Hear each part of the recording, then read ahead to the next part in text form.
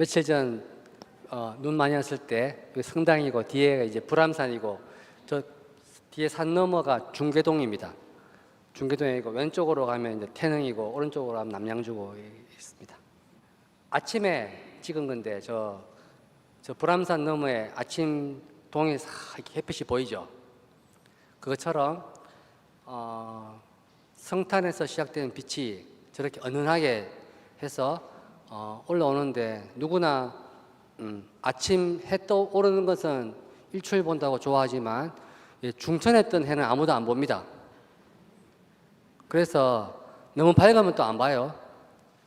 그래서 이 예수님을 알아보는 데는 늘 이제 아침에 이렇게 성탄절은 알아보기 쉬울지 모르지만 실제로는 중천에 떠 있을 때 십자가에 달려 계실 때가 사실 제일 환합니다. 제일 어둠 속에 떠 사용할 때가 사실은 주님이 제일 가까이 있습니다. 그 말을 하고 싶었어요. 오늘 오후는 성탄 시기에 참된 의미인데 빛이 십자가로 향한다는 겁니다. 근데 시작은 구유입니다. 사람이 되신 예수님이 이제 구유에서 시작되는 거죠. 성탄 시기의 의미에 대해서 오늘은 첫 번째 예수님의 생일에 대해서, 두 번째 성탄 대축일의 기원에 대해서, 세 번째 성탄 이콘 설명을 제가 하겠습니다. 네 번째 성탄절은 빛의 전례다 이 말을 하고 마지막에 신성과 인성의 거룩한 교환이 바로 성탄 시기의 참된 의미다 이제 이 말을 하겠습니다. 첫째, 예수님의 생일은 12월 25일인가? 12월 25일은 확실히 아닙니다. 확실히 아닙니다. 왜냐하면 일단 날짜를 알 수는 없지만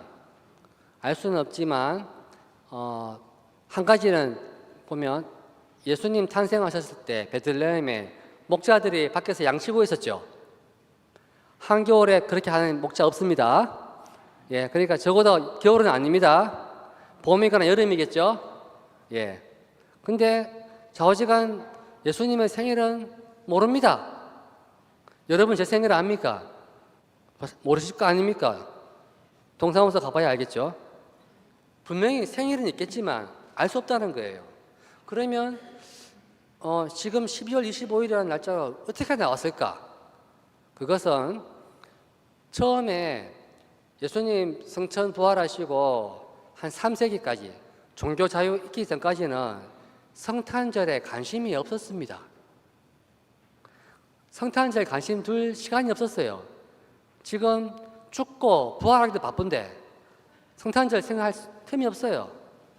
그럼 언제 관심을 가지게 됐냐? 사람이 여유가 있어야 관심을 가져요. 종교 자유 끝나고 나면 이제 편안하게 성당에 와서 전례하고 기도하고 미사하고 뭐 시간 전례도 하고 하다 보니까 점점점 사랑하는 예수님을 더 깊이 알고 싶을 거 아닙니까? 예, 죽으시고 부활한 이야기는 귀에 못이 박히도록 들었지만 가만히 생각해 보니까 그래, 사람이 생일이 중요한데 태어날 때 정말 예수님은 너무 홀대를 받았거든요. 마테오복음, 루카복음을 봐도 그렇게 환대받은 게 없습니다. 그래서 우리라도 더욱더 늦었지만 예수님 생신을 더욱더 성대하게 기념해야겠다 이런 마음이 들었어요.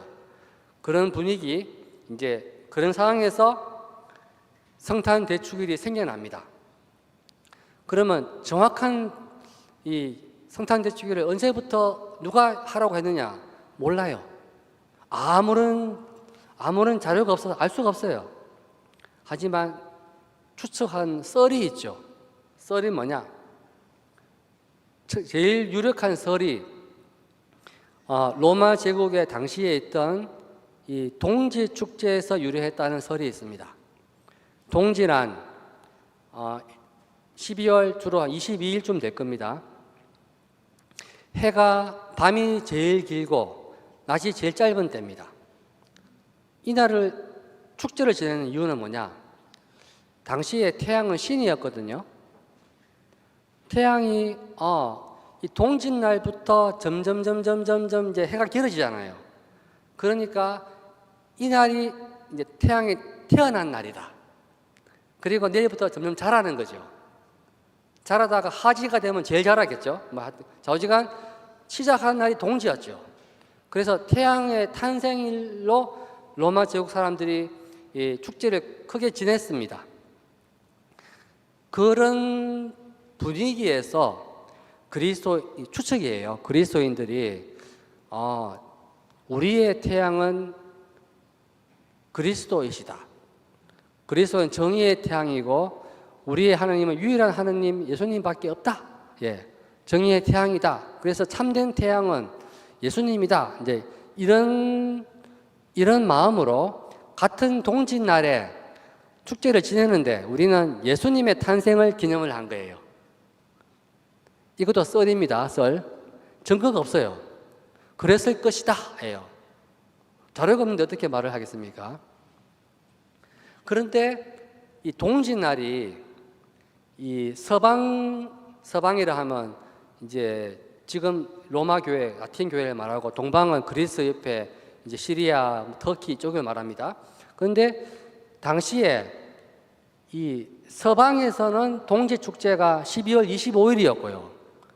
동쪽에서는 1월 6일이었습니다. 왜 이럴까? 복잡한데 달력의 차이입니다. 다른 이유가 없어요. 우리나라 설날 2번 지내죠? 음력설, 양력설 지내죠? 벌써 양력 지난 다음에 한참 지난 다음에 1월 말에 우리 또 설날 하면서 새해 복 많이 받으라고 하잖아요. 이거 비슷합니다. 우리에게 분명히 새해는 1월 1일이지만 우리 민족의 감성적으로 축제와 민속 문화와 모든 것은 1월 1일이 아니고 설날에 연결돼 있죠. 그때 음력 대보름부터 해서 모든 민속 문화가 설날에 되어 있잖아요. 옛날에 음력을 지냈으니까. 그것처럼 이 유럽에서도 이 달력이 한 가지가 아니었어요. 왔다 갔다 했는데 그 차이입니다. 그러니까 사실은 12월 25일이나 1월 6일이나 같은 날입니다. 같은 날이에요. 둘 다 동지 축제입니다. 날짜는 정확하지 않은지 모르지만 한 가지 공통점은 좌우지간 이 동지 축제를 지낼 때 우리는 그리스도의 탄생을 기념했다는 겁니다. 이게 중요합니다. 요거는 이제 썰이고 이제 증거의 자료에 의하면은 기록에 남아 있는 최초의 예수님 탄생이 나와 있는 게 이겁니다. 서기 336년에 로마의 순교자 명부가 이미 종교 자유된 때죠. 순교자 명부라는 책이 있어요. 순교록. 거기에는 로마 교회에서 순교했던 모든 사람들 기일, 순교일이죠. 1월 며칠 날 누구 죽었고 2월 며칠 날 누가 죽었다. 3월 며칠, 4월 며칠 이런 책이에요. 이게 발전한 게 지금 이 전례력 성인들 축일 날짜입니다. 그래서 거기 순교가 명부에 왜 적어놨냐? 그 날짜가 되면 그 순교 성인 무덤에 가서 미사도 하고 기도도 하고 했던 거죠. 길 책입니다. 근데 이제 새해부터 해서 연말까지 쭉 이어져 있는데 그 책 맨 앞에 이제 1월이 아니에요. 12월 25일이 앞에 나와요. 12월 25일 그리스도께서 유대 베들레헴에서 탄생하셨다 이렇게 적혀 있습니다. 그 다음에는 1월 1일 날 누구 순교했다. 1월 5일 날 누구 순교했다 나오는데 다 순교인데 예수님이 앞에 딱 붙어 있습니다. 이게 무슨 의미일까? 예수님의 탄생을 순교로 본 거예요. 초대교회 신자들은. 순교. 우리가 보통 순교한다는 것은 이 죽어서 하늘에 들어가는 게 순교잖아요. 천상 탄일이 순교입니다. 순교자들에겐. 근데 예수님은 하늘에 계시다가 지상에 내려온 게 순교예요. 잘했다가 지금 내려온 거잖아요. 순교. 지상 탄일이 순교입니다. 그렇게 본 겁니다. 자, 이 말은 예수님의 성탄을 바라보는 관점이 동화적이고 이런 게 아니고 예수님이 순교하는구나, 죽었구나, 태어나는 게 죽는 거예요, 지금. 그렇게 본 겁니다. 자, 여기서 알 수 있는 것. 초대교회 신자들은 지금처럼 우리가 성탄절에 기념하는 그런 이 밝고 아름답고 뭐 그런 노래 부르고 하는 그런 뭐랄까 생기발랄한 그런 축제가 아니었어요. 그냥 이제 장례 처음 치른다고 할까? 예, 그런 느낌이었어요. 마지막 정말 장례는 사순절, 부활절, 파스카 성삼일에 돌아가시는데 이 아기는 태어날 때부터 순교고 사는 게 순교고 마지막에 순교하는 거죠. 그러니까 예수님은 순교로 본 겁니다. 성탄을 이 순환의 서막으로 본 겁니다. 이게 중요합니다. 지금과 분위기가 너무 다르죠. 이런 것을 알 수 있는 게 성탄 이콘을 보면 이 이콘은 다 옛날부터 그려진 그림이라 당시에 그리스도 탄생의 신학적인 의미를 잘 표현해 놨습니다. 인터넷 검색하시면 이런 종류의 이제 이콘이 나오는데 조금 세부적으로는 다를 수 있지만 기본적인 등장인물, 구도, 뭐 있잖아요. 색깔 똑같습니다. 이콘은 마음대로 못 그립니다. 등장인물, 각도, 그리고 시선, 손짓, 발짓 모든 거 다 계산된 그림입니다. 그것은 신학적인 의미를 보여주려고. 그러니까 그림을 하나 보고 있으면 성령의 모든 이 구원 역사와 구원의 신비가 쫙 녹아오는 겁니다. 그때 알고 보면 많이 보이죠. 이제부터 설명을 해드릴게요. 지금 예수님입니다. 중간에 맨 중앙에 예수님이 이렇게 되어 있습니다. 예수님인데 갓난아기인데 아주 똘망똘망하죠. 눈 뜨고 있죠.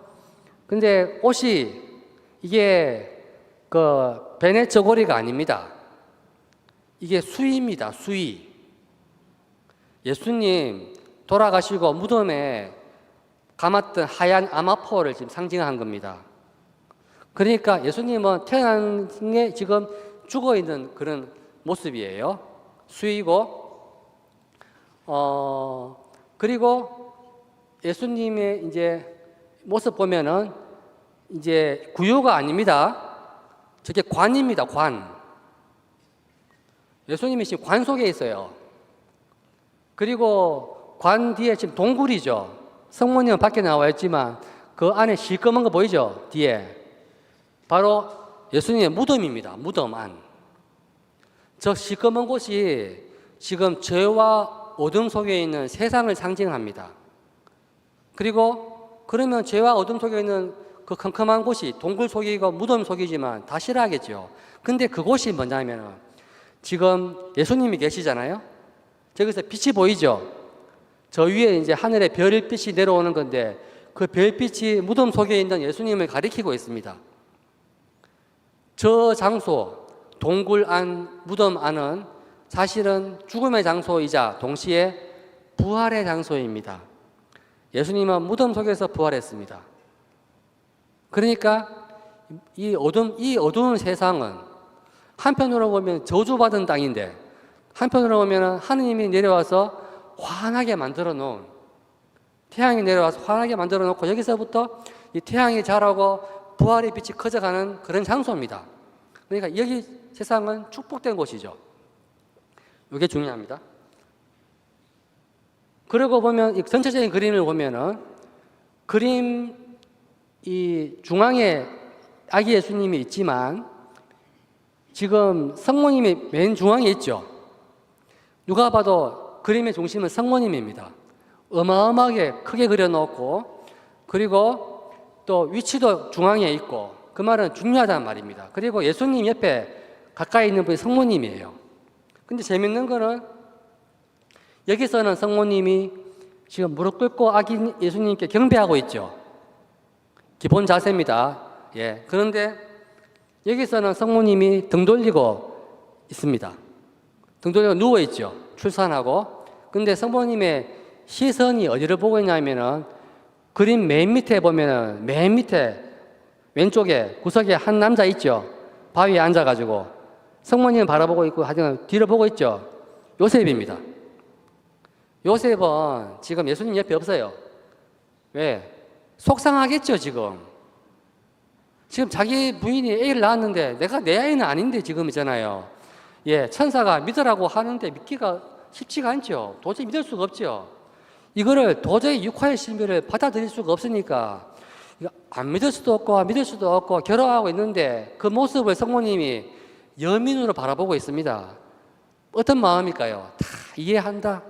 다 이해한다. 나라도 못 믿는다. 하지만 성모님은 원죄 없었기 때문에 자동적으로 믿게 됐는데 요셉은 원죄가 있기 때문에 어렵잖아요. 그러니까 성모님이 바라보면서 마음속으로 기도하고 있겠죠. 요셉도 믿게 해달라고. 예.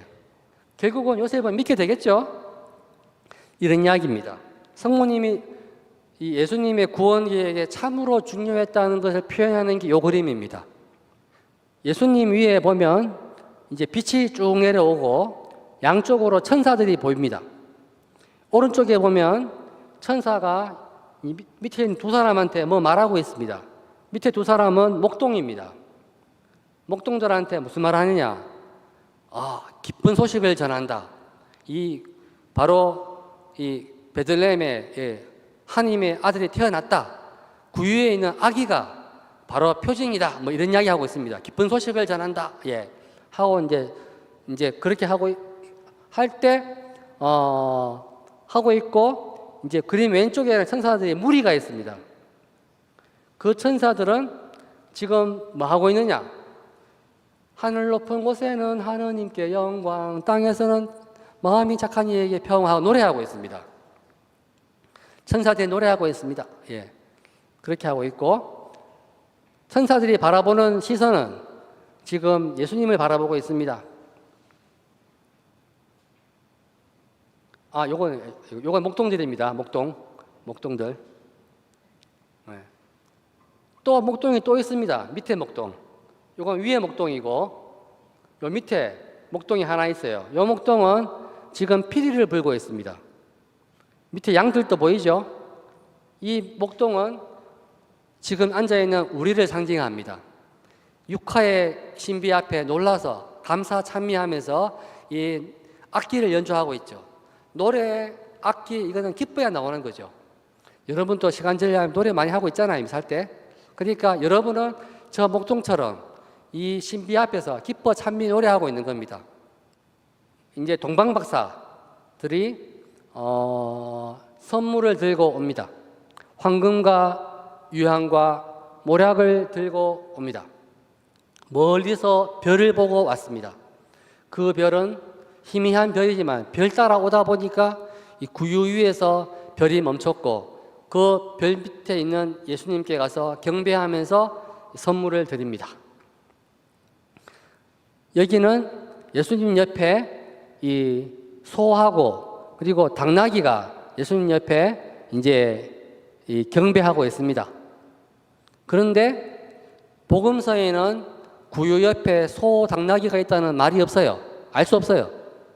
그런데 이 4세기 때부터 이제 성탄절이 생길 때부터 사람들이 성탄절을 묵상을 하기 시작합니다. 그러면 성경에 나온 내용만은 부족하죠.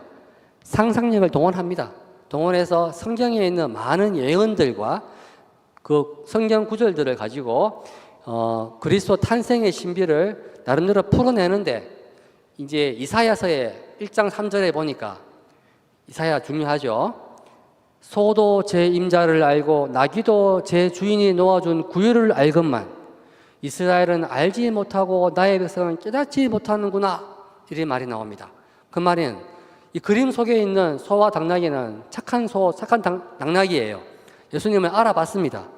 그런데 동굴 안에 있는 이 세상 속에 살고 있는 우리는 소보다 나귀보다 못합니다. 왜? 예수님을 알아보지 못하니까. 여기 있는 분들은 알아보고 있습니까? 저는 알아보고 있을까요? 예. 사실은 몰라봅니다. 마음의 눈으로 봐야 보입니다. 그냥 눈으로 보면 그냥 구유에 있는 그냥 가난한 아기밖에 안 됩니다. 아무리 봐도 왜 이 아기가 그리스도인지, 왜 이 아기가 나를 살리는 생명인지, 빛인지 알 수가 없어요. 안 보입니다. 마음의 눈으로 봐야 됩니다. 그래 깨달음이 필요합니다. 요셉입니다. 그림에 보면 그림 맨 왼쪽에 요셉이 앉아 있는데 앞에 이 늙은 목동이에요. 늙은 목동이 앞에 지팡이 하나 들고 있죠. 이게 나뭇가지입니다. 들고 저 옷이 저게 목동 옷인 것 같아요. 근데 뭔가를 말을 하는 것 같죠. 이콘의 설명에 의하면 이거는 마귀예요. 마귀. 변장한 마귀. 마귀가 와서 뭐를 하냐면 요셉을 놀리고 있습니다. 뭐라고 하냐면 전설에 의하면 이렇게 말을 하는 거죠. 이 내가 손에 쥐고 있는 이 마른 나무 가지가 자라고 잎이 나고 꽃이 핀다면 동정녀가 아기를 낳았고 낳은 후에도 동정녀라는 걸 내가 믿겠다 하잖아요. 이 말을 하고 있는 거예요. 다 맞는 말이죠. 요셉은 그 말 듣고 더 괴롭습니다. 맞는 말이니까. 근데 다행히 의로운 요셉은 성모님의 순교를 믿고 그리고 천사의 말을 믿고 이사야에 약속된 동정녀가 잉태하여 아들을 낳으리니 임마누엘이 하리라 그 예언도 믿고 다 믿고 그리고는 믿기로 하고 이제 동굴에 들어가서 그 아기의 양보가 되기로 결정을 하는 겁니다. 요셉이.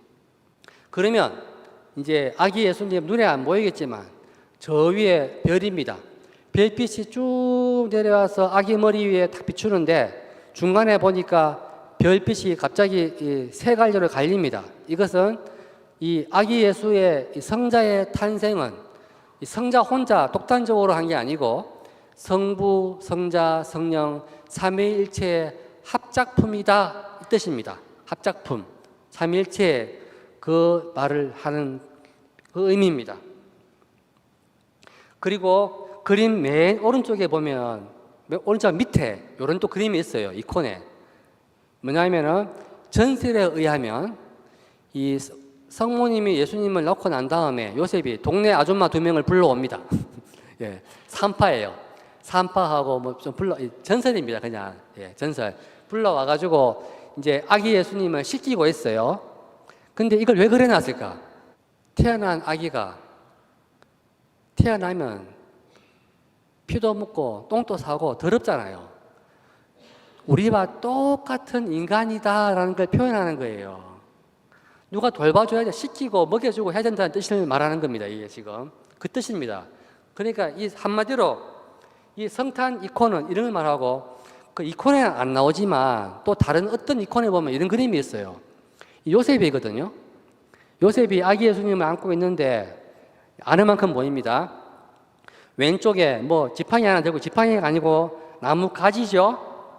근데 가지 끝에 잎이 나고 꽃이 폈죠. 원래 성탄 이콘에 마귀가 들고 왔던 지팡이에는 당연히 꽃이 없고 가지가 없잖아요. 근데 바로 요셉이 자랑하는 것 같은 겁니다. 그거 보라, 동정녀가 출산해서 아기를 낳았고 그리고 그 성모님은 아기를 낳은 후에도 동정녀다 있잖아요. 이렇게 표시하는 겁니다. 성모님의 순교를 강조하는 표시입니다. 이거 그냥 이제 이게 사실이냐가 아니고 말하고 싶은 바가 이런 거죠. 성탄절은 이콘을 보니까 조금 더 생동감이 있지만 이제 이콘 그리고 할 때는 4세기였어요. 그렇지만 이제 원래 동방이라는 것은 그리스, 터키, 시리아 이쪽 사람들은 좀 신심이 깊었어요. 감수성이 뛰어났습니다. 그래서 뭔가 이런 게 그림도 많이 그리고 이콘도 그리고 전설도 많이 생기고 했지만 이 서방 로마 이쪽에 프랑스, 독일 로마 이쪽 사람들은 조금 그런 좀 신심이 떨어집니다. 그래서 그런 창작을 못하고 원래부터 해오던 전통 바로 주일 미사, 파스카, 부활절 이런 것만 했어요. 그래서 이 5세기 초까지는 이런 성탄의 이콘에 나오는 뭐 소나 당나귀 뭐 이런 자체를 몰라요. 그리고 당시에 4세기 때는 예루살렘이 동방입니다. 예루살렘, 뭐 시리아, 안티오키아 뭐 이쪽에서는 성탄절 밤미사가 있었어요. 밤미사. 왜 밤미사가 생겼냐면 원래 밤미사가 없었어요. 미사가 밤에 안 하고 미사는 항상 아침에 합니다. 항상 아침 미사입니다. 그런데 예루살렘에 있던 신자들은 성경을 보니까 예수님이 탄생하고 목동들이 찾아오고 동방박사들이 찾아오고 다 밤이잖아요. 그러니까 예수님은 밤에 태어났나 보다. 그런데 베들레헴하고 예루살렘하고 거리가 한 몇십 킬로밖에 안 됩니다. 밤새도록 걸어가면 그냥 닿을 수 있는 거리예요. 그러니까 베들레헴에 사는 신자들은 예루살렘에 사는 신자들하고는 성탄절 되면은 베들레헴을 소홀히 할 수 있습니까? 누가 시킨 게 아닌데 베들레헴에 가서 밤미사를 한 거예요. 밤미사하고 그리고 밤새도록 걸어와서 예루살렘에 와서 원래 하는 성탄절 12월 25일 낮미사를 했습니다. 다른 동네에서는 그런 밤미사를 해본 적이 없어요. 원래 밤에 하는 게 아니니까. 근데 좋은 건 유행을 타거든요. 타서 시리아, 안티오키아, 터키, 그리스, 변친 해가 다 퍼졌습니다. 그러니까 4세기 때까지만 하더라도 로마에서는 밤미사를 해본 적이 없어요. 근데 좋은 거는 유행 타다가 늦게 와가지고 5세기 한 말쯤에 로마에 이제 그 성탄 밤미사가 유행 따라 들어왔습니다. 우리도 하자 들어왔습니다. 그러니까 5세기 초까지만 하더라도 로마에서는 성탄절 밤미사가 없습니다. 그럼 25일날 뭐 했냐? 25일날 당일 낮에 오전 미사를 하면서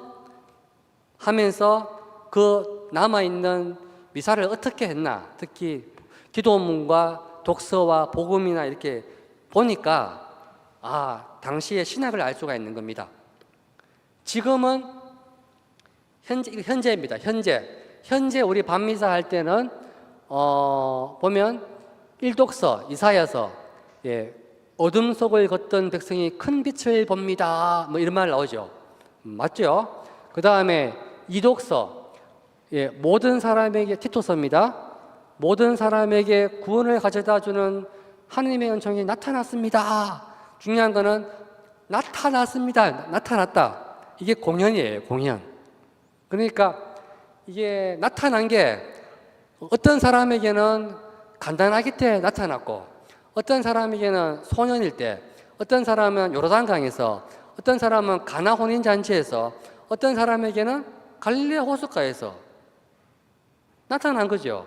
그러니까 모든 사람이 예수님이 태어난 갓난아기를 본 게 아니죠. 처음 봤을 때가 말하자면 나타난 겁니다. 그리고 그 전까지는 그냥 익명의 인간이죠. 여러분 오늘 저를 처음 보신 분 계십니까? 계실 수도 있겠죠. 작년에 오셨던 분은 보셨겠죠, 저를. 아는 분이잖아요. 하지만 그 사이에 이번에 처음 오신 분은 요셉손을 처음 들어갖고 저를 처음 보겠죠. 처음 보면은 제가 어느 사람인지 뭐 하는 사람인지 전혀 모를 거 아닙니까? 그러니까 오늘 처음 보신 분은 오늘이 제가 여러분께 나타난 날이에요. 그리고 이 중에서 만약에 출생이 대구 출신이어가지고 제가 다니는 본당 출신이었다 하면 나 저 신부 그 초등학교 때부터 봤다. 그러면 초등학교 때 봤던 제 모습이 저를 처음 나타난 거겠죠. 제 가족이 있었다면 저 제 신부 갓난아기 때 봤다. 그렇겠죠. 그것처럼 중요한 거는 제가 언제 나타났고 언제 알았는 게 아닙니다. 과거가 아니에요. 중요한 거는 지금 여기 제가 최종근 신부로서 여러분에게 복음을 전하고 있는 겁니다, 지금. 근데 제가 지금 요셉수돈 원장이라고 하니까 조금 커리어가 되는구나. 더 나아가서는 전례학 박사라더라. 좀 되네. 있잖아요. 그런데 혹시 지금은 아무것도 아닌데 만약에 제가 혹시 만약에 있잖아요. 혹시나 10년 뒤에 서울교구 보좌주교 탁 됐잖아요. 예. 그럼 어떻게 됩니까? 오늘 어떤 분들은 나 그 신부님, 그 주교님 안다. 10년 전에 여기 와가지고 강의 잘하더라. 정말 좋았다. 기억하겠죠? 근데 제가 15년 뒤에 교황이 됐어요. 그러면 초대박이죠. 오늘 이 순간은 사진 찍어줄 걸 있잖아요. 예. 신부님 한 악수라도 해볼 걸. 예. 다르겠죠? 예수님을 만났던 사람들은 다양하겠지만, 예, 예수님을 처음 봤던 게 뭐가 중요합니까? 중요한 건 마지막에 중요하죠. 교황이 됐으면 중요할 거 아닙니까? 예. 하지만 예수님은 교황보다 더 훌륭한 분이죠. 예수님은 태어나는 순간부터, 아니 태어나기 전부터 하느님이었던 거죠. 중간에 하느님은 올라간 게 아닙니다. 우리가 몰라본 거잖아요. 근데 만약에 알았더라면 처음부터 어릴 때부터 예수님 따라다니면서 잘 섬겼겠죠. 그러나 많은 사람들이 다양하게 예수님을 만나고 섬겼겠지만 언제 알아봤습니까? 예수님을 알아본 거, 예수님이 메시아라는 걸 언제 알아봤습니까? 오순절날 알아봤습니다. 오순절날 성령 강림 때 누가 알아봤습니까? 사도 베드로가 처음으로 알아봤습니다. 어떻게 알아봤습니까? 깨달았던 거죠. 성령이 내려오시니까 참으로 예수님이야말로 하느님 아버지가 우리를 이스라엘 민족을 그리고 구원하고 모든 민족을 구원하기 위해 가지고 보내신 당신의 아들이었고, 당신은 성경 말씀대로 이사야가 예언한 그 고난받는 종이었고, 반드시 고난을 받고 사흘 만에 죽었다가 부활해서 그 이름을 믿는 사람은 모든 사람을 구원한다. 왜 구원하느냐? 고난받는 종의 노래 네 번째에 보세요. 바로 이 종이 왜 기뻐하겠습니까? 자기의 그 헛수고 뺨 맞고 수염 뜯기고 사람 아닌 몰골된 그 이유는 뭐냐? 자기의 고통으로 모든 민족을, 모든 사람을 다 끌어모아서 민족들의 빛이 되어서 다 끌어모아서 그들을 구원하려는 것. 구원이라는 말이 너무 어렵죠? 예, 구원은 한마디로 고통 끝, 행복 시작을 말합니다. 더 이상 고통도 눈물도 없다. 예, 고통과 눈물이 왜 생겼습니까? 아담과 하와가 죄를 지어서 우리가 원래 누렸던 천상의 행복을 잃어버렸던 거죠. 잃어버린 낙원을 예수님의 죽음으로 새로운 아담이 또 새로운 하와인 성모님이 우리에게 주신 겁니다. 지금 제가 하는 이야기가 교부들의 신학이고 교회 영성의 핵심 중에 핵심입니다. 지금 근데 너무 간단한 핵심이지만 너무 많은 진리를, 조그만 진리를 너무 많이 알다 보니까 태양을 보고도 눈이 멀은 겁니다. 태양을 봐도 십자가 달리신 예수님 보면서 저 예수님이 성경 말씀이 이루어졌다는 걸 모르는 거죠. 구유에 누워있는 아기는 성탄절 밤이사에 우리가 듣는 독서는 천사가 하는 말처럼 우리를 위한 표징일 뿐입니다. 표징, 사인. 저리 가시오. 어디로 가야 됩니까? 구유에서 어디로 가야 됩니까? 십자가로 가야 됩니다. 구유 안 중요합니다. 구유는 십자가를 가리키는 거죠. 그래서 구유를 관으로 만든 거죠. 수의를 입고 성탄절을 보내면서 여러분이 마음이, 시선이 십자가를 향할 수 있다면 여러분은 정말로 은혜 충만한 사람입니다. 십자가가 전혀 없고 그냥 기쁘기만 하다. 그러면 예수님 태어날 때 당시에 모든 헤로데를 비롯해서 모든 사람들과 똑같은 사람입니다. 그 상황을 사실은 요한복음 1장에서 말을 합니다. 요한복음은 아기 예수님이 안 나와요. 성탄을 어떻게 말하느냐? 한처음에 말씀이 계셨다.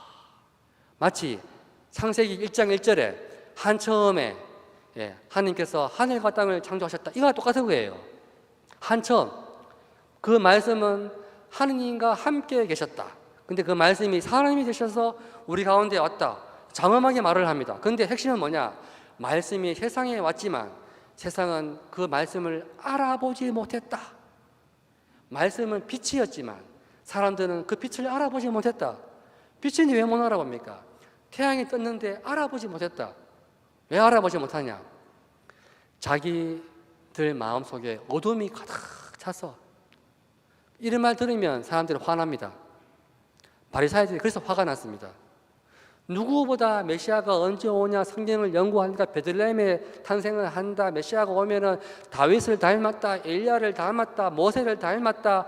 오면은 엘리야처럼 이스라엘의 모든 그 우상 숭배를 정화하고 그리고 모든 고통도 없애주고 이 지상 하느님 나라를 만들 거라고 생각했는데 예수님은 그런 장엄한 모습이 전혀 안 보일 뿐더러 나중에 어른이 되어서 하는 걸 봐도 전혀 하늘나라를 건설하는 게 아니고 오히려 있던 이스라엘 나라도 망하게 만들었어요. 맨날 창녀와 세리와 먹고 마시고 놀고 있고 그리고 정작 나쁜 로마 그 군대 욕을 한 적이 없어요. 마치 이 말을 하니까 그렇지 훌륭한 신부님은 정치 이야기를 안 하는구나 있잖아요. 정치 이야기를 안 하고 그냥 영성 이야기만 하는구나 이렇게 생각할 수 있겠죠. 저는 아직 정치 이야기 한 번도 안 했습니다. 하나도 안 했어요.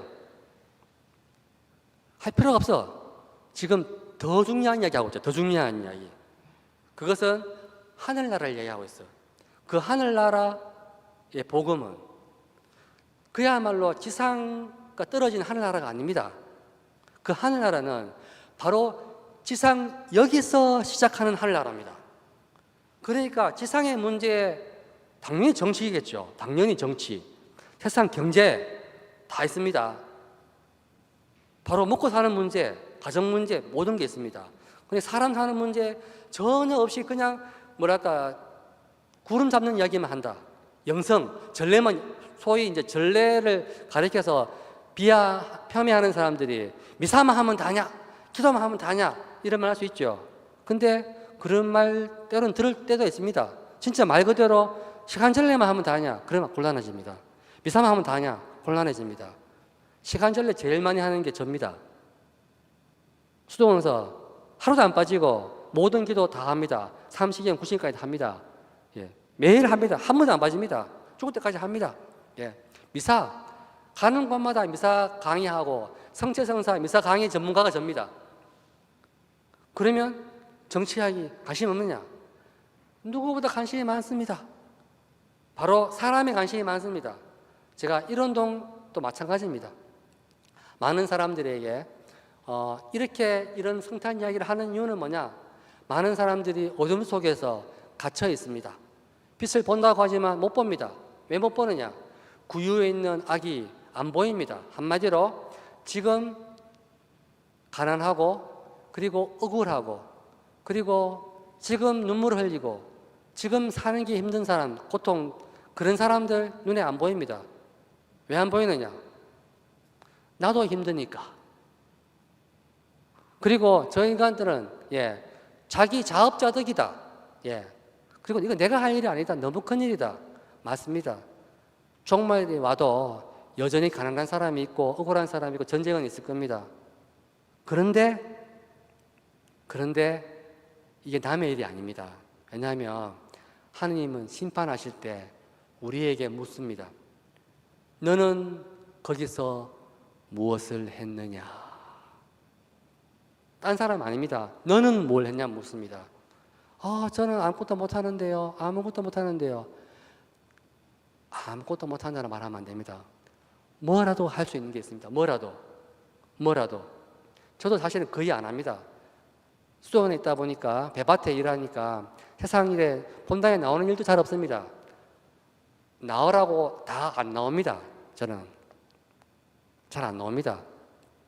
특별한 곳에만 나옵니다. 특별히 오라고 해가 특별히 시간 내가 옵니다. 사실은 특별하게.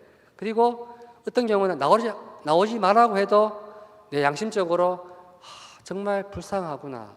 가서 기쁨을 줘야겠다 싶을 때는 제가 오라고 하거나 제가 찾아가기도 합니다. 그런 경우에. 왜?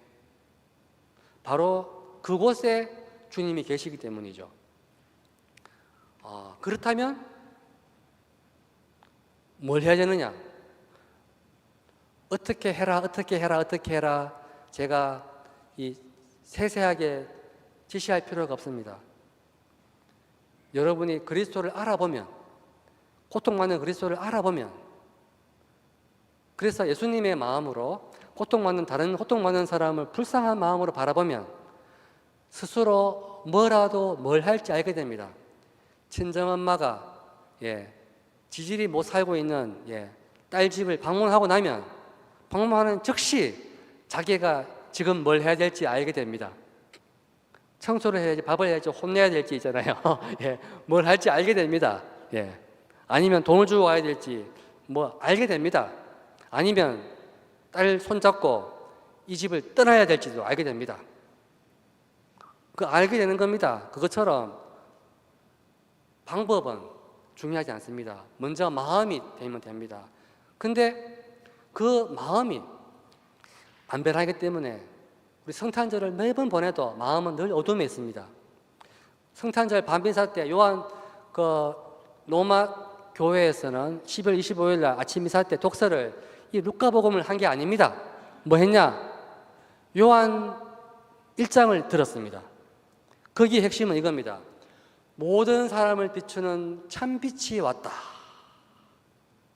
모든 사람 참빛이 왔다.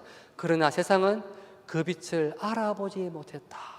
그리고 그 말씀은 지금 2024년 11월 30일 오늘 이 순간에도 여전히 똑같습니다. 그러나 이런 동에 계신 여러분은 아니길 바랍니다. 적어도 전례 안에서는 그 마음을 호소하고 있습니다. 주님 성탄 감사송 1번 성탄식에 노래합니다. 제목이 빛이신 그리스도. 중간에 내용이 나오죠. 아버지께서는 사람이 되신 말씀의 신비로 저희 마음의 눈을 새롭게 밝혀주시오. 하느님을 눈으로 뵙고 알아서 보이지 않는 하느님을 사랑하도록 저희 마음을 이끌어 주셨나이다. 자, 보이지 않는 하느님이 어디 있습니까? 보이지 않는 하느님은 보이는 인간 안에 있습니다. 인간. 그래서 제시아 바티칸 공의회 사무원장 1장 이렇게 말합니다. 1항에 첫 마디가 세상 모든 사람들의 기쁨과 희망, 슬픔과 고뇌는 다 그리스도인의 기쁨과 희망, 슬픔과 고뇌다 이 말을 합니다. 그러면 어떤 사람은 그러면 사는 게 너무 힘들잖아요. 어떻게 세상에 있는 고통, 눈물 다 내가 그걸 짊어집니까? 이렇게 말하는 논리가 바로 마귀의 논리입니다. 마귀. 창세기 2장에 보면 마귀는 항상 과장을 합니다. 하와한테 이렇게 묻죠. 하느님께서 이 동산에 있는 모든 나무의 열매를 따먹지 말라고 했는데 맞냐? 모든 나무를 따먹지 말라고 했습니까? 아니죠. 선악과만 따먹지 말라고 했잖아요. 그러니까 항상 이런 식으로 말합니다. 하느님이 누가 모든 사람을 구원하라 했습니까? 모든 사람을 구원하고 싶은 마음을 가지고 있고 구원하는 사람은 옆에 있는 사람 하면 옆에 있는 한 명. 예수님도 말씀하셨죠. 가장 보살것은 한 사람에게 해준 것. 한 사람. 두 사람 아닙니다. 한 사람. 그러니까 가장 보잘것 없는 인간이 누구겠습니까? 공동 1위면 할 말 없어요. 한 명 있을 겁니다. 한 명. 그 말은 내가 가장 사랑해주기 싫은 인간, 가장 말 붙이기 싫은 인간, 가장 하고 싶지 않은 인간, 가장 가까이 하고 싶지 않은 일, 이런 거 있죠. 누구에게나 하나가 있습니다. 그런데 우리는 죽을 때까지 그 한 가지를 안 합니다. 그거 빼고는 다 합니다. 그래서 마지막 순간에 가면 다른 건 다 기억 안 나는데 그 마지막 하나에 걸려 넘어져 가지고 이제 하늘나라 스스로 발로 걷어차고 안 들어갈 수가 있습니다. 사도들이 예수님을 끝까지 따랐지만 모두가 걸려 넘어진 게 이거죠. 예수님이 참으로 하느님이라면 자기도 구하고 우리도 구할 텐데 자기도 못 구하는 인간이 무슨 하느님이냐 이거죠. 맞죠? 예수님이 우리한테 뭐 해준 게 있습니까? 해준 게 없습니다. 예, 다 받았다고 하는데 보면 받은 게 아니고 그냥 자기가 잘한 거예요. 그냥 우연히 받았다고 믿으면 다 받은 거고, 자기가 다 했다고 하면 자기가 다 한 겁니다. 선택입니다. 뭘 선택하시겠습니까? 믿음은 선택입니다. 그것은 이해하고 선택하는 게 아니고요. 하느님의 신비는, 육화의 신비는 이해할 수 없다는 것을 이해할 때 맡기게 됩니다. 중요하죠. 제가 지금 강의를 하고 있잖아요. 결과적으로 이 모든 것들은 그냥 하나의 한마디 썰일 뿐입니다. 썰. 이게 신학이에요. 말. 이게 교부들의 썰입니다. 썰. 근데 아무리 좋은 썰을 듣고 아무리 많은 공부를 해도 절대로 십자가 못 집니다. 예. 우리가 자기 목숨을, 인생을 거는데 남의 말 듣고 걸 수는 없어요. 정말 뭐랄까, 이 십자가 지고 희생을 하고 봉사하고 하는 것이, 예, 다른 어떤 보상을 받기 위한 게 아니고, 죽을 때 보상이 없습니다. 보상은 어디에 있느냐? 보상 없어요. 사실은 죽은 다음에 알 수가 없어요. 믿을 뿐입니다. 그러면 어떻게 따르냐? 그래서 십자가 앞에 가면 다 포기합니다. 그럼 다른 사람은 뭐냐? 다른 사람이 있습니다. 어떻게 따르느냐? 실제로 한번 죽어보는 사람입니다. 실제로 성모님처럼 피아트 해본 사람, 실제로 요셉처럼 따라가 본 사람, 실제로 예수님 사도들처럼 예수님과 함께 오순절날 예수님 말씀대로 복음을 전해본 사람, 실제로 바오로처럼 세상에 복음을 전하러 가본 사람 알게 됩니다. 가는 곳마다 고통이었고 어둠이었는데 날마다 부활하신 주님이 우리 가운데 계시다는 것, 바로 임마누엘 하느님이라는 것을 체험을 하는 겁니다. 그리고 바로 기쁨이 죽은 다음의 기쁨이 아니고 살아있는 여기서부터 서로 예수님을 믿고 예수님처럼 사랑을 할 때, 두 사람이 서로 사랑을 할 때 거기에서는 이미 하늘나라가 완성되어 있습니다. 과연 가능할까? 조금 볼 수가 있습니다. 햇상에. 언제 보느냐? 두 남녀가 진심으로 사랑할 때, 가족끼리 진심으로 서로 사랑할 때, 서로 자기를 내어주려고, 내어주는 것이 더 기쁘고, 내가 희생하도록 상대방이 기뻐하는 거고 더 기뻐합니다. 더 주고 싶어서 안달이 난 거, 그게 기쁨인 거, 그게 천국입니다. 그런데 동시에 아직 여기는 천국이 아니에요.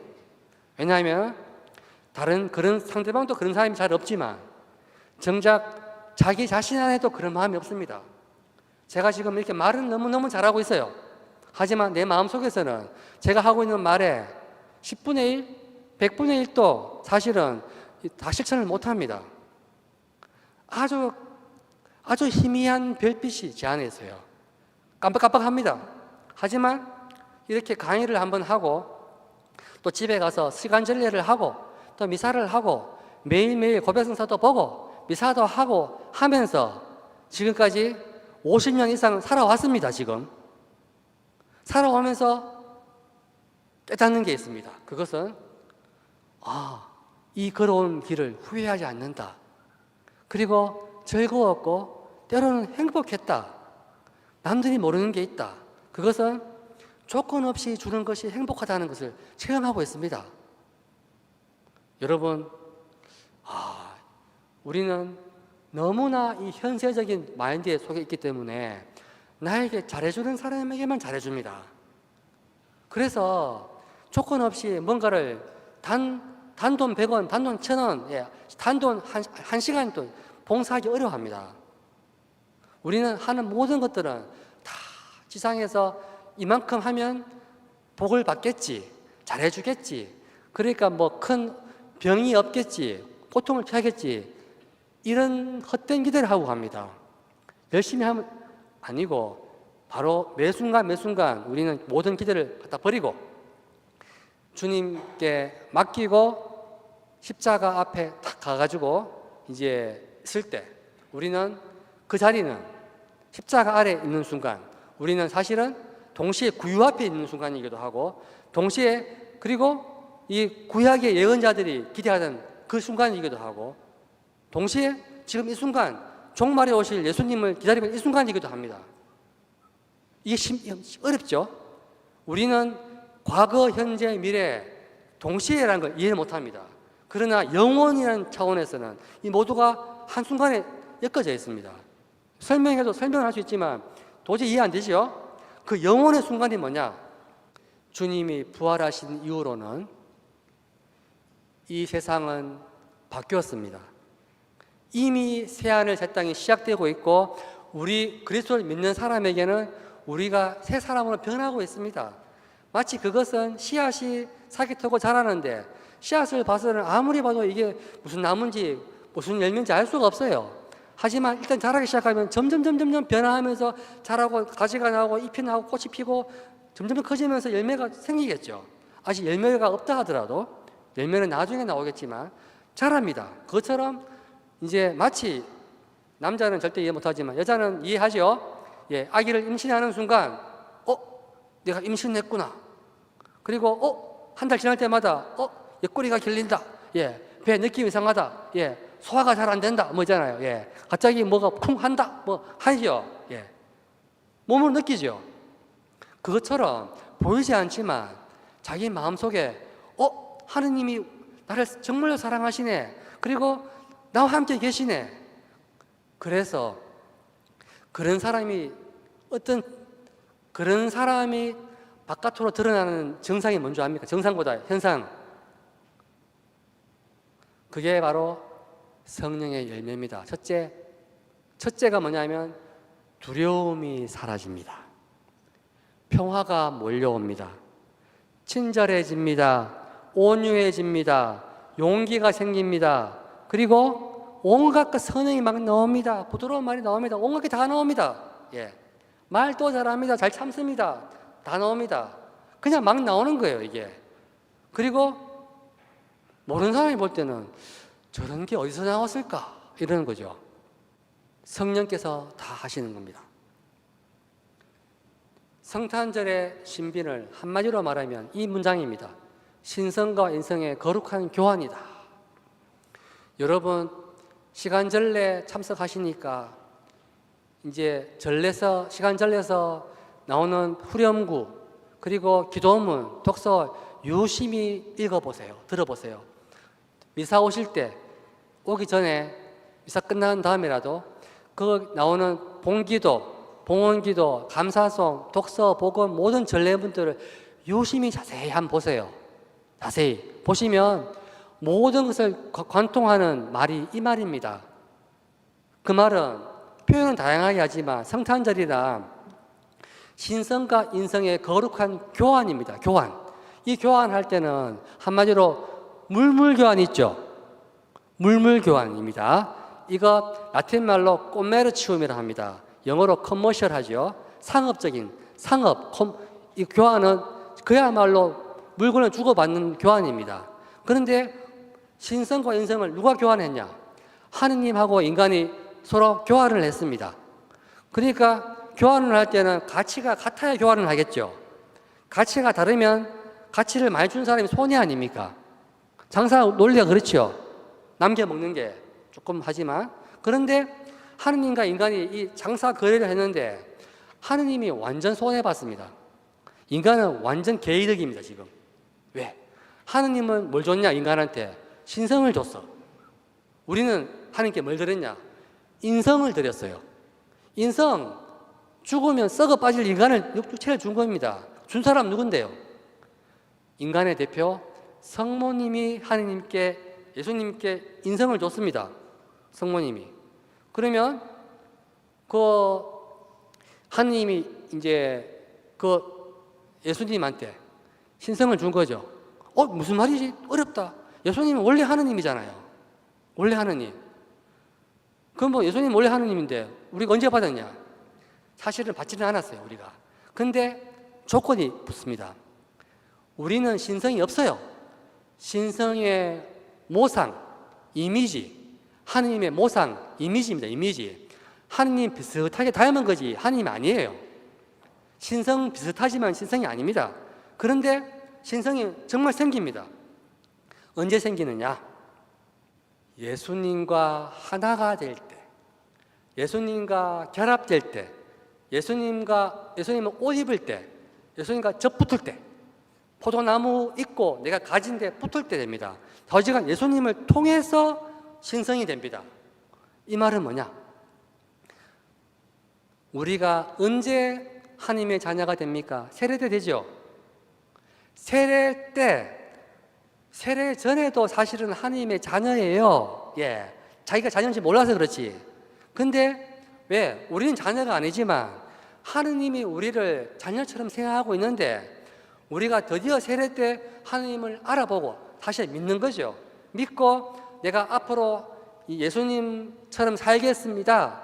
그런 순간 우리는 하느님의 아들로, 딸로 자라기 시작을 하는 겁니다.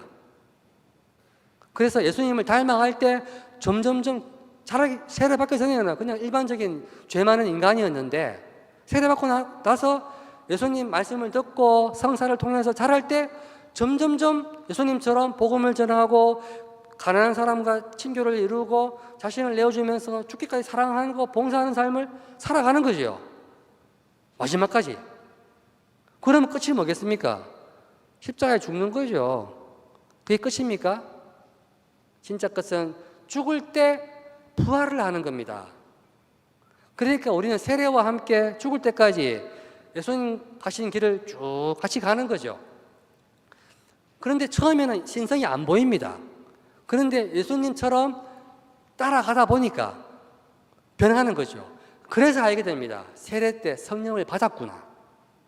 성령은 눈에 안 보이지만 성령께서 우리를 말씀을 알아듣게 해주고 저처럼 말씀을 전하게 해주고 또 여러분 많은 분들처럼 말씀을 삶을 살도록 만들어줍니다. 근데 그 변화가 너무 커서 죽기까지 하게 되는 거예요. 죽기까지. 나중에는 자기 손에 봐가면서 하는 겁니다. 손에 봐가면서. 죽는 게 너무 기쁜 거죠. 예. 제가 보시면 알겠지만 굉장히 열을 많이 내죠. 열을 좀 많이 내는 사람입니다. 예. 예. 그 말은 어떻게든 뭐랄까 조금 변화가 되기를 바라지만 하지만 그때는 주님만이 아십니다. 제가 너무 열을 낼 필요는 없어요. 왜냐? 여러분이 응답을 해야 되는데 응답할 때가 있겠죠. 때가 있습니다. 언제 때가 되느냐? 여러분이 바닥을 칠 때, 죽음처럼 내려올 때, 예, 제가 그야말로 삶이 절망 속에 있을 때, 그때 가야지 이제 뭐냐면 예, 구세주가 필요합니다. 나를 구할 사람이. 그 전에는 예수님 모든 말씀 십자가가 뭐랄까 귀에 안 돌았는데 그때서야 예수님께 살려주십시오. 그리고 저를 구해 주십시오 하게 됩니다. 그러면 주님이 구해줄까요? 안 구해줄까요? 주님은 언제든지 구해줍니다.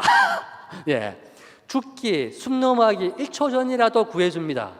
얼마나 대박이에요? 대박이잖아요. 진짜 대박이잖아요. 하나님은 우리를 구하고 싶어가지고 미칠 지경인 거죠. 한마디로 심하게. 이런 마음을 미리 알면 살아가는 게 굉장히 행복해집니다. 그리고 주님이 다 돌보고 계신다는 알기 때문에, 믿기 때문에 조금 살다가 몸이 아프고 안 좋은 일을 겪거나 힘든 것에서도 극복하기가 쉬워집니다. 믿기 때문입니다. 다 돌보고 있는 거죠. 그리고 똑같이 돈을 벌고 똑같이 가정생활, 사회생활 하더라도 가벼운 마음으로 자기 재능을 더 잘 발휘하면서 그리고 넓은 마음으로 나만 생각하는 게 아니고 다른 사람을 생각하면서 할 수 있는 마음의 이유도 많이 생기게 됩니다. 당연히 선행하기가 더 쉬워지고 봉사가 쉬워지는 겁니다. 그런 마음의 변화가 교환이 사실은 세례 때 됐지만 자꾸 잊어버리잖아요. 다시 한 번 더 세례 세약하고 그리고 혼인 갱신하듯이 날마다 거룩한 교환을 다시 한 번 더 마음으로 기억하고 하는 장소가 언제냐? 그게 바로 전례고 그게 바로 미사고 시간 전례고 하는 거예요. 그러니까 여러분 올 때마다 여러분의 좋지 않은 인성, 병든 인성 그거 그냥 가지고 오세요. 그대로. 와서 주님은 있는 그대로 다 받고 예수님 당신의 몸 안에서 교환을 이룹니다. 우리가 받아야 할 병고와 모든 죄와 짐은 예수님이 대신 짊어지고 예수님이 누리고 있던 좋은 거는 우리에게 다 줍니다. 이런 말도 안 되는 물물교환이 있습니까? 그게 사랑입니다. 그게 무한한 사랑입니다. 우리는 그런 사랑을 지상에서 잘 못 받기 때문에 아무리 말해도 있잖아요. 이게 믿기가 어려운 거죠. 그냥 믿으면 그 믿음이 우리를 구원합니다. 우리를 정말 예수님을 바꿔갑니다. 그래서 날마다 주님은 전례 안에서 이 산상에서 우리를 인도해 가시죠. 우리 수도원입니다. 수도원 배밭인데 우리 부원장 수아님입니다. 요새 신발 안 신었잖아요. 맨발 걷기 한다고 지금 신발 들고 지금 걷고 있는데 우리 집 개도 5마리 있습니다. 왔다 갔다 하고 뒤에 보람산이고 예쁘죠? 예.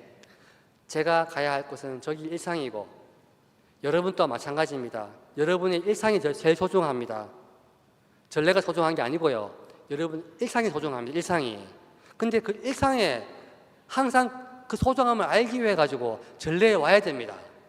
전례에 와서 물물교환하고 마음을 새롭게 하고 하면 새로운 마음으로 갈 때마다 알게 됩니다.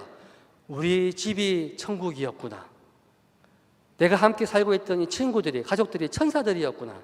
알게 됩니다. 오늘 어쩌다 방문 온 제가 여러분에게 어떤 사람이겠습니까? 저는 동방박사입니다. 말하자면. 여러분 안에 있는 예수님께 제가 지금 경배를 하고 있는 거예요.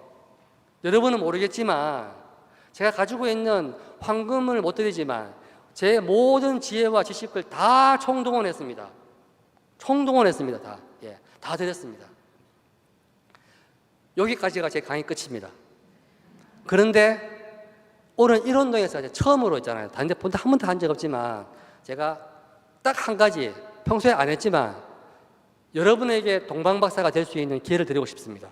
그것은 나가시면은 제가 무슨 야바고 장사꾼은 아닙니다. 절대 그런 거 안 합니다. 하지만 저희 수도원이 피정집 공사를 한 리모델링 합니다. 중간에 보시면 알겠지만 왼쪽에 거의 운막 같은 집이에요. 안에 있으면 사람이 못 살고 있습니다. 완전히 돼지우려서예요. 근데 우리는 배밭 농사해가지고 돈을 못 벌어요, 사실은. 돈을 1년에 순수익 몇천만 원도 안 나옵니다. 돈이 안 나와요. 도저히 안 돼가지고 하는데, 근데 무서워서 못 하겠어요, 사실은. 무서워서. 근데 여기는 가시면서 혹시 마음에 있거나 우리 집이 구유입니다. 구유처럼 더럽죠? 여러분에게 동방박사가 될 수 있는 기회를 드리고 싶습니다. 황금이든 유황이든 모락이든 혹시 생각나시면 혹시 다른 사람에게 소개시켜 주시거나 하시면 감사하겠습니다.